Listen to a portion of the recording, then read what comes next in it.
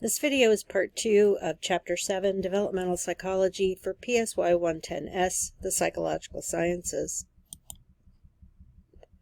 We left off last time talking about the development of hearing early in life. Now we're going to shift to speech and language development. Infants come into the world regardless of where they are, what culture they're in, what language they're exposed to, with the capacity to develop any language. So infants can detect all phonemes, which are defined as the smallest distinctive speech sounds, whether or not they're exposed to them. And that includes people without hearing that can produce phonemes from any language vocally.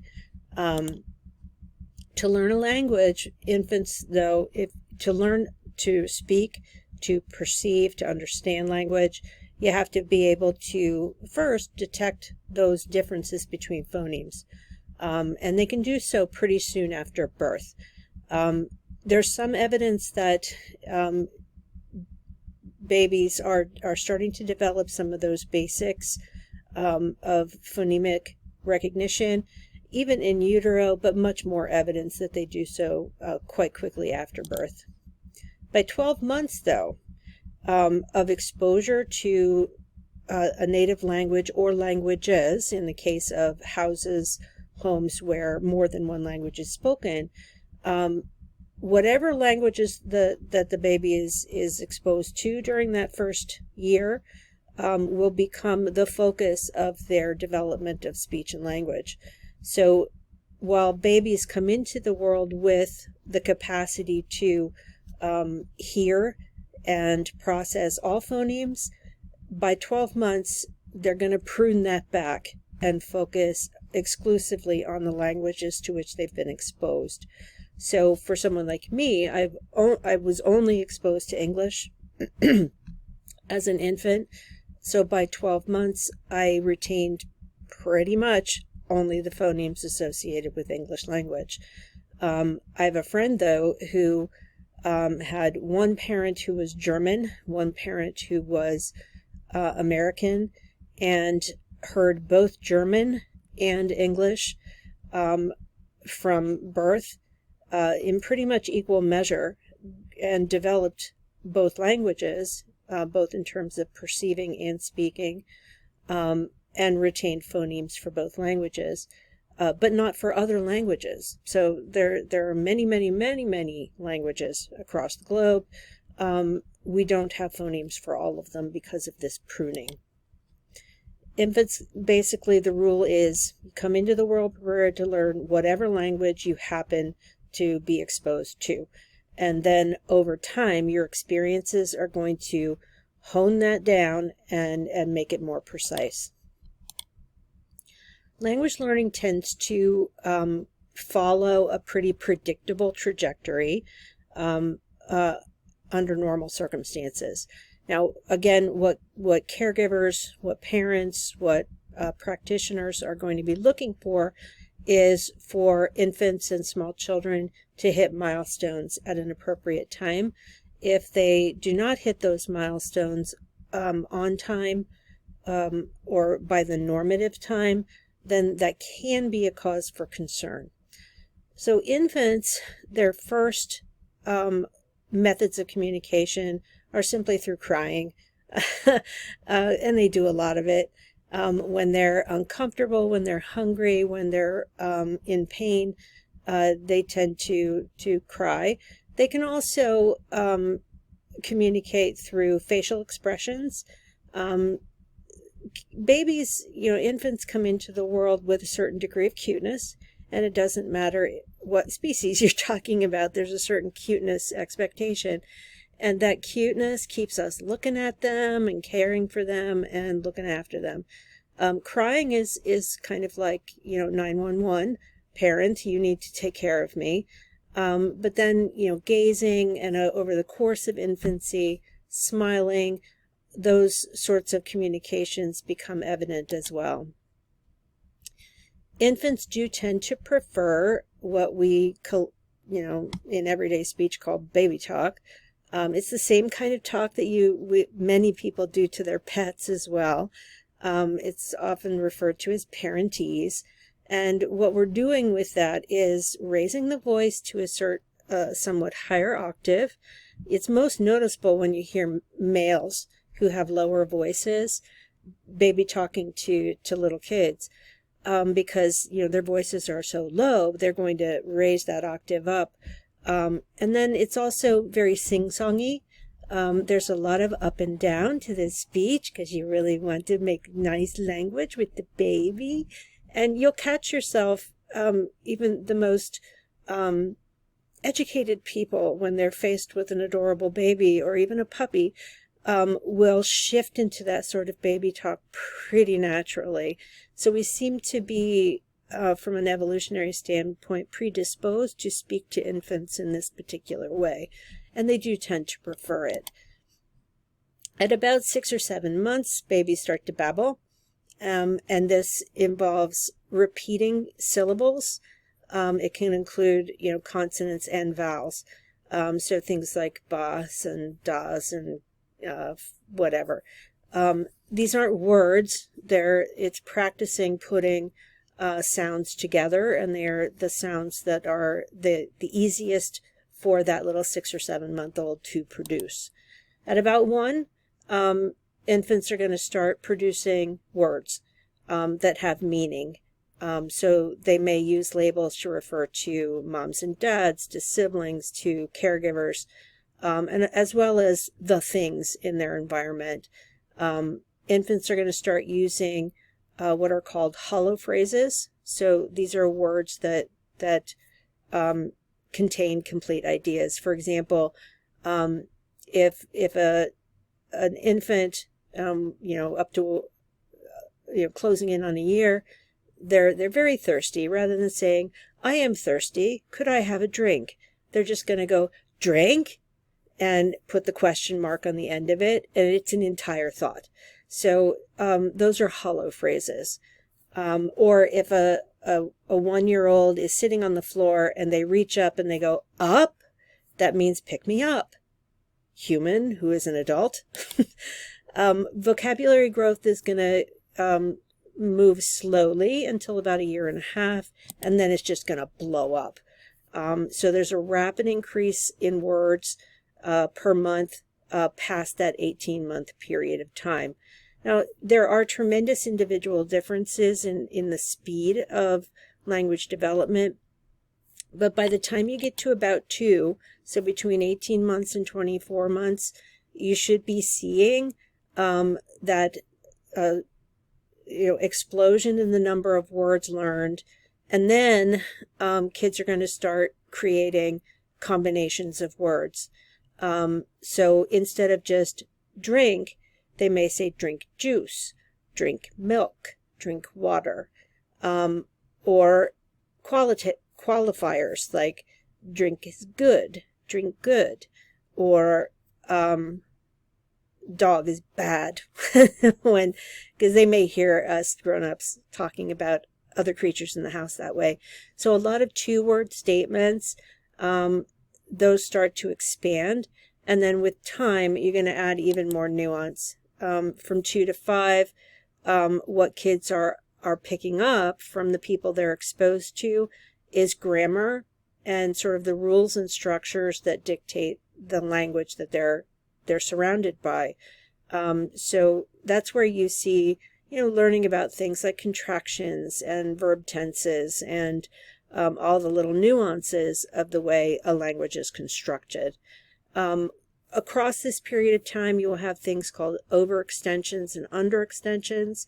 So as kids are learning new words, they may unintentionally overextend. So if they learn grandma, and it's associated with a particular person who has a particular appearance, they may overextend that word grandma to other people who appear similar before they can, refine that to understanding the nature of the relationships between their mother or their father and that grandparent. They may also show underextensions. So let's say they learn the word dog and it's associated with their family's Labrador Retriever, and then they see a Chihuahua, they may not apply the word dog to that dog because it doesn't look like their dog. So those sorts of extensions can also occur as kids are continuing to learn. Now, many theories argue that there is something called a critical period for language development, and what this means is that there's a period of time, an age range, during which it's really important for infants to be exposed to language. And it's what this shows is that both nature and nurture are required for language to develop normally. So some of this comes from our understanding of kids who have not been exposed to language. And that can be because in some cases kids have hearing impairments and cannot hear and be exposed to verbal language. In other cases, you have kids who have been deprived of language exposure through abuse and neglect.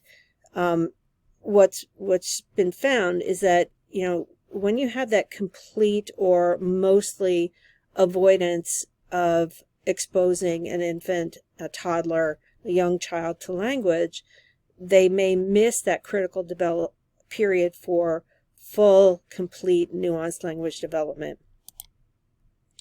Now, language not acquired by that certain age will continue to advance, but not in a way that is quote-unquote typical. So it won't follow the normal steps that were outlined in the previous slide. Now, for people with hearing impairments, people who are deaf, they will learn when exposed to ASL in very much the same kind of way. They'll learn sign language with other signing people in much the same way that people learn spoken language when they can hear. If they're learning ASL late, that will be more of a struggle, kind of like second language learning is a struggle for many people. So, when that critical period is missed, so if an infant who has hearing impairment is exposed to ASL from the beginning, they will go through all of the same kinds of stages that you would see in typical language learning where hearing is involved. If not, that can be more challenging in terms of language learning. So language learning it's programmed in genetically, so it's an inborn capacity, but it does require exposure. If you're talking about spoken language, it requires exposure to spoken human speech. If you're talking about the development of gestural language, same idea. It requires exposure to that gestural approach. Now we're going to shift to talking about cognitive development. Jean Piaget, if any of you have studied, taken a high school course in psychology, you're probably familiar with his name. Or if you've taken an intro to education course, you've probably been exposed to a little bit of Piaget. Piaget wanted to study how thinking develops across childhood. He was particularly interested in problem solving, concept formation, some of those building blocks of intelligent thinking. He started, in terms of technique, he used what your text authors refer to as loosely structured interviews. He presented children with problems that they could solve. He asked them questions. He was particularly interested in not so much the correctness of answers, but how the children explained their process. Like they give an answer to a question or a problem, and then they would be asked to explain their logic, explain their reasoning for going at the problem in that way. He was particularly interested in the kinds of mistakes that they made and the reasons they gave for those mistakes. He assumed that children were active learners, and this was not typical of his time period.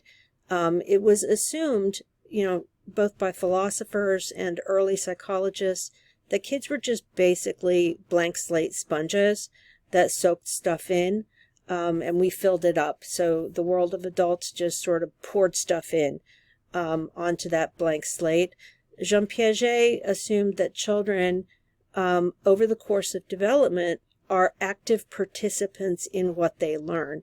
And that was really kind of a novelty at the time. Piaget used the concept of schemas to talk about how cognition grows and develops. Humans are very much schematic thinkers. We organize clusters of ideas to help us make sense of the world around us, to keep us able to predict and understand what's happening around us, and just basically to make sense of the world. So what a schema is as defined by your authors, it's an organized nugget of knowledge about physical objects, about people, about things that have happened, things that may happen in the future, actions we can take, and so on. So we tend to organize our experiences schematically so that we have a better understanding of that world that surrounds us and the people that inhabit it. Cognitive adaptation is, Piaget referred to it as taking two forms. As we are growing and learning about our world, we have to make adjustments to our schemas. And, some psychologists talk about having entire systems of schemas for understanding the world. So like you could have a very broad category of good people and bad people. Well, then it has to be nuanced. You could start with very broad, simple ideas like good people are nice and bad people are not nice. But then you need to make some modifications. So you meet someone new and you have to decide which box do they fit in, the naughty or the nice box, and why. Piaget argued that there are two basic processes, assimilation and accommodation. So assimilation means that you use your schema and it's working. So let's say you learned a schema for dog. So 4 legs, panting, big teeth, claws on the feet, floppy ears, gentle demeanor, whatever, lots of hair. You have a schematic representation for dog. You meet a new dog, has a lot in common with the dogs you've first been exposed to. So let's say your first dog is a big, goofy golden retriever. And the next dog you encounter is a lovely yellow lab. There's enough in common there that you can pretty easily assimilate the new Labrador into your existing dog schema, which was founded on a template of golden retriever. Accommodation, though, involves modifying your schemas to fit new experiences. Now, what if, you have your dog schema based on the template of golden retrieverness? What if you went to a farm and you saw a lovely golden colored alpaca? This can be confusing for toddlers and yet very young children. They look at it and they go, lots of golden hair. 4 legs. Dog? Question mark. But those are hooves. And that is not, that animal's not panting and not showing dog-like behavior. That calls for accommodation. So you're saying, I have to modify my schema for dog and say, no hooves and no screaming like alpacas can scream or spit. They also spit. Not useful. So another, we can extend the dog example. Little kids may look at all 4-legged creatures as doggy, representing dogginess. And that can lead to overextensions like calling the neighbor's cat doggy. You have to accommodate that and limit and say, no, that's not a dog, that's a cat, and then start to develop some ways of discriminating between dog and cat. Accommodation tends to expand and refine the numbers of schemas to help kids to differentiate all of the complicated things that they encounter in their world. Now, Piaget proposed a set of stages of cognitive development. I'm going to show you a video kind of outlining how some of these stages, the milestones that are defining the stages, are tested.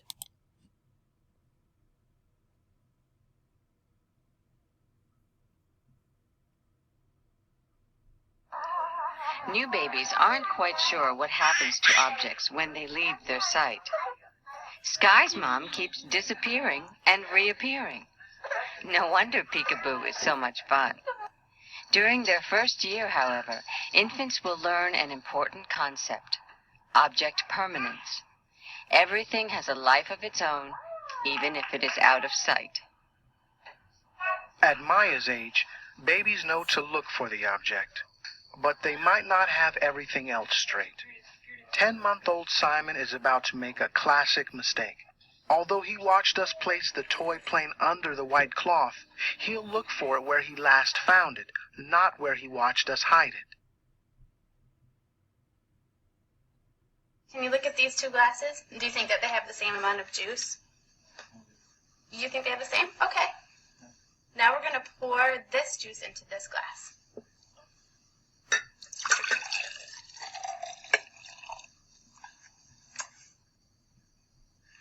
Now, do you think that this glass has more juice, this glass has more juice, or do you think that they have the same amount?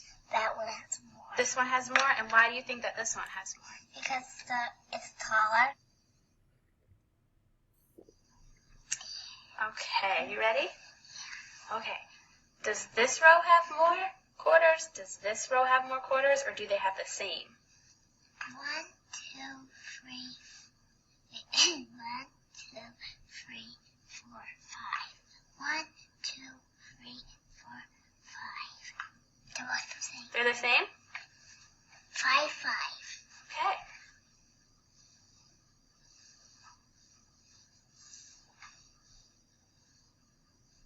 Okay. Does this row have more quarters? Does this row have more, or do they have the same? This one has more. That one has more quarters? Yeah. Why does this row have more quarters? Because it's more far away. It's more far away? Yeah, it's more far away than that. Looks bigger. All right, we're going to play a game with the graham crackers, and we're going to share them between me and you, okay? Okay.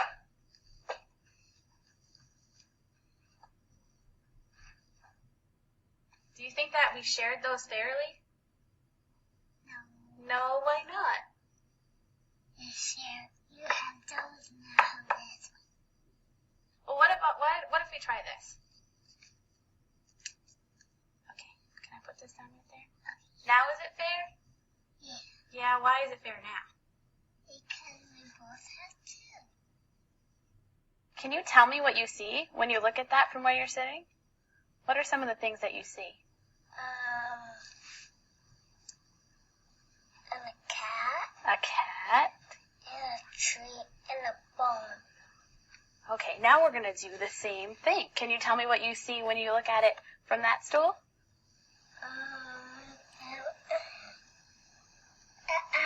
An owl. An owl? And him. What is that? A goat. A goat? Yeah. Okay, is there anything else you see? Yeah, right there. Right there, what is that? A tree. A tree. And that's another little tree. Another little tree? Right. And can you tell me what I see when I look at this from where I'm sitting right here? An owl. Okay. And a goat. Mm-hmm. And a little tree. And that. And that. So first we're going to look at these two cups right here. Do you think there's the same amount of juice in this glass as there is in that glass? They're even. They're even? Okay. So we're going to take the juice from this glass and pour it into this one right here.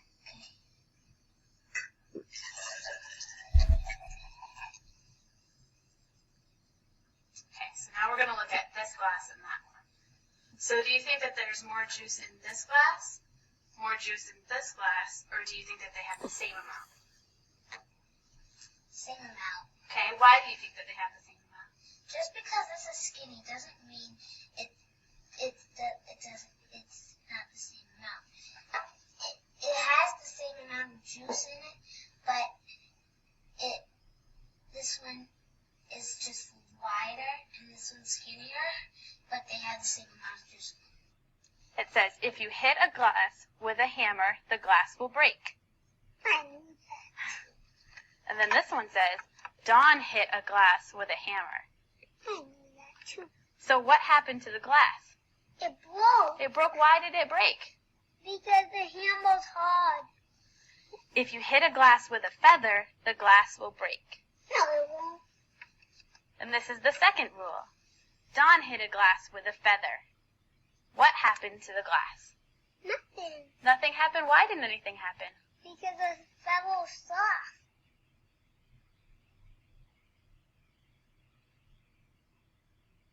If you hit a glass with a feather, the glass will break. And the second one, Dawn hit a glass with a feather. What happened to the glass? It broke. And why did it break?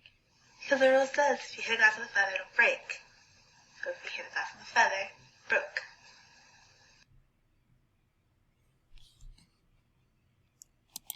So I'm assuming this was a student-generated video, a compilation of clips. What you start off with at the early stages of development is pretty rigid thinking. So at the sensory motor stages, kids are basically restricted to using their sensory systems, and their ability to move around their environment to make sense of it. Early in this stage, they haven't yet developed object permanence. Later in that stage, the development of object permanence is kind of a marker of moving beyond that stage. The pre-operational stage is characterized by, part of it is the use of language, symbolic thinking to understand the world, but they're going to have difficulty with more complex kinds of mental operations, like understanding the conservation of mass, which is the task of pouring the liquid from a short, squat glass to a tall, skinny glass, and not recognizing that the amount stays the same. In concrete operations, they're getting a little more logical in thinking about concrete events. They will demonstrate the ability to pass that cup task and the task with the quarters. They will get it correct and kind of look at adults like, what? Just because you spread the quarters out farther doesn't mean there are more quarters. And that's a real key defining difference between pre-operational and concrete operations. And then in formal operations, there's the use of abstract reasoning that goes beyond simple rule formation. So to dig down just a little bit more, at the sensory motor stage, the world is explored through the senses and through movement, as well as reflexes. Kids at the sensory motor phase, they begin it without object permanence. As they start to develop symbolic representations for, like words, for example, for objects and experiences, they start to move beyond reliance on sensory motor experience. And that marks the movement into the pre-operational phase. At the pre-operational phase, lots of use of symbolic language and thinking and language. They're starting to use what Piaget referred to as mental operations in order to use a sort of rudimentary kind of logic that's often, it's fallible in really predictable ways. They may not be able to tell the difference between their own perceptions and other people's perceptions. So the task on the video where the boy is looking at the diorama from two perspectives, Preoperational kids who haven't hit the milestone yet will have a great deal of difficulty imagining what another person's point of view would look like, what another person's experiences would look like or feel like. So a lot of preoperational kids are very challenged by empathy, for example, and perspective taking. By the end of this stage, kids are starting to use imaginative play and role playing, as well as sort of shifting in the direction of a little bit more attention to rules. By the time they get to concrete operations, that's when kids get really, really into rules, logic rules, and they will overextend them. So when you had the example of the rule task where you give one rule and then you ask for an application of that rule, the little boy, when talking about if the rule is that the feather breaks glass, if the child has also been exposed to the hammer breaks glass, they have experiences with hammers. Hammers are hard, and hard things break glass. Feathers are soft, they don't break things. So they have a rule schematically in mind, but when they're told that the rule is something new, instead of applying the rule, they use their previous knowledge to override it, instead of simply following the rule. So what's happening in the concrete operations phase means you've mastered the ability to understand conservation of liquid, having number sense, having basic understandings of matter, but not quite as good at length until a bit later. They develop what is referred to as transitivity. So knowing that, if A is bigger than B and B is bigger than C, then A is also bigger than C. That's something that is a kind of logic that develops at this stage. They also are starting to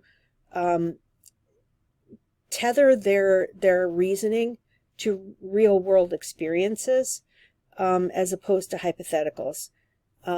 So that's a marker for moving into tethering actual experiences to logical conclusions. And then finally, formal operations.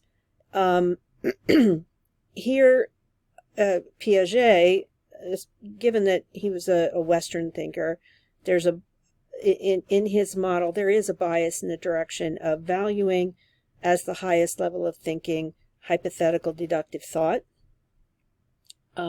So here you're saying there's a lot of if-then thinking, there's a lot of forming hypotheses and in your own head testing hypotheses and so on.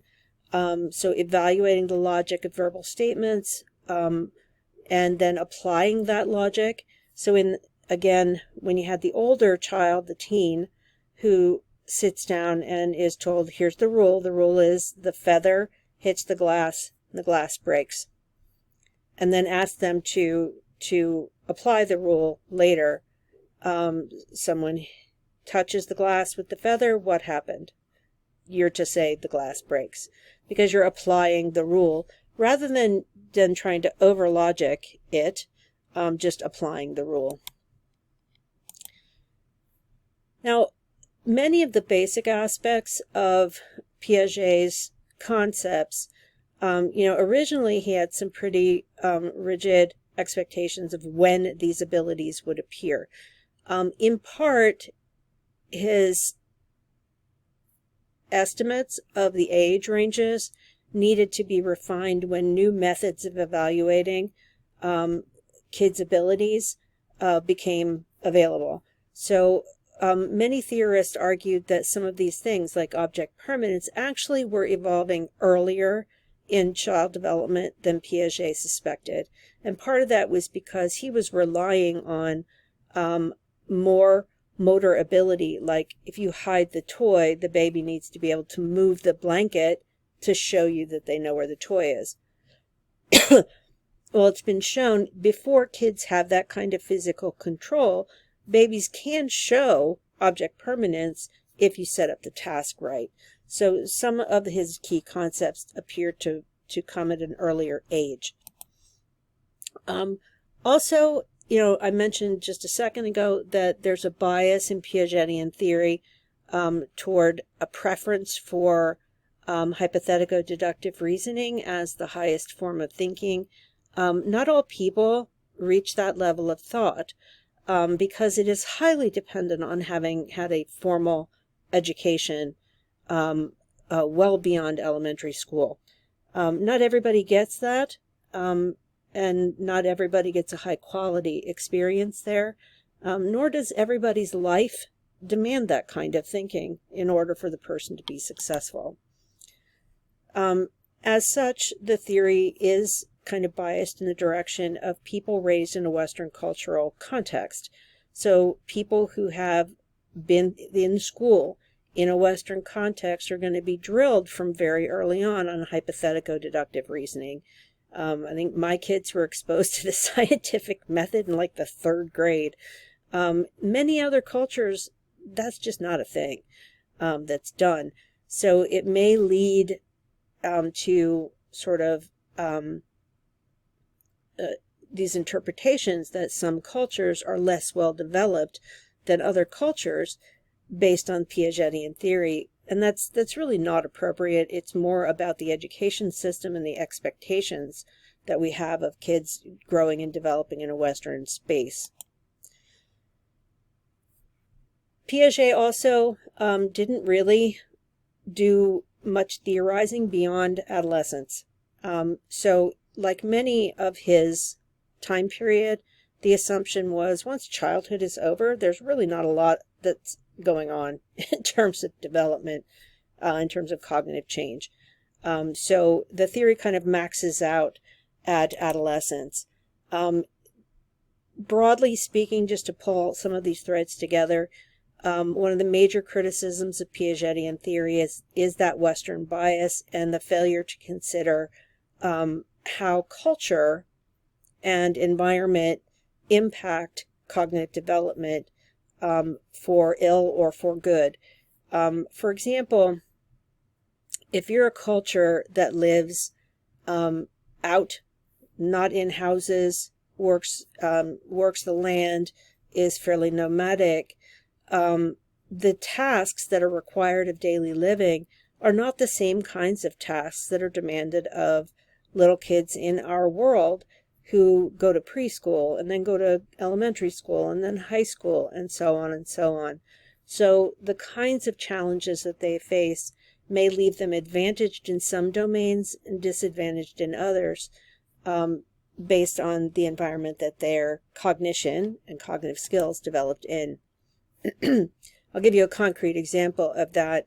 I was listening to this radio story. I don't remember which NPR show it was, but they were talking about how perception of physical location developed in this one culture, and how concepts like north, south, east, and west were used to locate objects and people in space, and not in the way that people in the Western world would use it. So like if I'm sitting across the table from someone, I'm sitting across from them. If someone asks me, where are they? I'm going to say they're across from me. In this other culture, if they're sitting across from me, they would be located in space in terms of north, south, east, and west. So that position relative to the position of the sun and the moon is what matters more than position across the table. It's, are they north of you? Are they east of you? Are they west of you? Etc., etc. And, that's a clear kind of difference in the way the world is understood and perceived. Now, there have been refinements to Piagetian theory. Recent research has shown that the sequence tends to hold. It just may be faster than Piaget proposed. And with some of the refinements that have been added, new methodologies and additional kinds of tests that have greater cultural and social sensitivity, the sequence tends to be pretty much confirmed. Other elements can be tinkered with. Now, another approach beyond Piaget is Vygotsky's sociocultural approach. Vygotsky was writing and working at about the same time as Piaget in Russia. And he argued that, and this was a bit, ahead of the curve. At the time, there was a lot of talk about evolutionary theory, of genetics, of biological predispositions, and so on. Vygotsky was really kind of shifting the tables and argued that social interactions were incredibly important in terms of development. He argued that, we learn about through our interactions with parents, friends, siblings, other people in our environment, the rules of social engagement. It affects our language development. It affects our reasoning, all of that stuff. So he argued that culture has a huge impact on the process and the stuff that goes into cognitive development, because how you develop happens in that context. So like the example that I was giving before of, perceiving the world in terms of the location, the relative location of northness. This was a culture that didn't have a lot of landmarks to use for navigation. So they were really dependent on knowing the relative position of the sun or the moon in order to tell where they were in a landscape that had very few visual cues. So they learned to be very, very adept at navigation directionally, as opposed to landmark navigation, which requires, finding the marker and then turning left at the marker and so on. So that really impacts the degree to which you can move around your space using different skills. And that's all part of cognitive development. Many researchers learned through their research that cognitive abilities developing over the course of childhood and adolescence evolve through interactions socially and are affected by culture. Vygotsky proposed that idea. Research has borne it out. Another construct that relates to this is something called the zone of proximal development. And basically this is contrasting what a child can actually do and what can that same child do with assistance. And in that space between, so if a child can do the task with a little bit of help, but then in a few months they can do the task without any assistance, you're kind of noting where's the zone of proximal development. So if they're right on that edge between needing help to do the task and being able to do the task independently, that's where they're just at that edge of being able to fully develop an autonomous skill. So you take potential development minus actual development, and you're in that zone of proximal development. So there are some skills, it might be cognitive skills that kids can display with help, but they can't do independently. And then later they can do it. If we want to teach kids in that zone of proximal development, so they're in a space where they don't have the skills yet, but they can do it with help, we can use scaffolding in order to shape that behavior. So a parent or teacher is going to adjust the level of difficulty in order to keep the child moving developmentally toward micro goals. So, I volunteer at a therapeutic horseback riding facility, and I always think this is a perfect example of scaffolding. If I'm teaching a child to hold the reins and steer the horse, and this is maybe I'm working with a child that has some physical disability, some lack of strength in the hands or balance, I'm going to try and figure out what is their current ability to perform tasks independently, what tasks can they perform with assistance, what tasks can they perform not at all, and then kind of map that out. And then in my mind, I'm going to think, how can I build those skills where they can do it with a little bit of help, but not quite independently?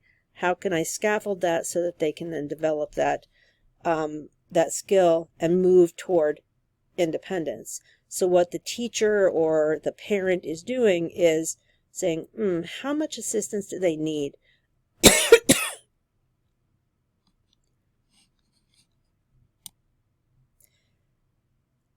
And then raising the bar just enough to stretch that learner's ability so that they can get to the new goal without too much frustration. So the key to successful scaffolding is kind of first to know exactly what is that child's level of independent function, and then tagging where can they get to with just a little assistance, and then fading the assistance out as the child's skills keep developing. Now, shifting to adulthood, developmentalists are increasing their efforts. And, when I think of developmental psychology, historically, the focus has been very, very strongly on infants and children. Only relatively recently have we had the development of the study directly of adolescents, and then even more recently than that, a dedicated study of adulthood, and even more recently than that, the dedicated study of old age.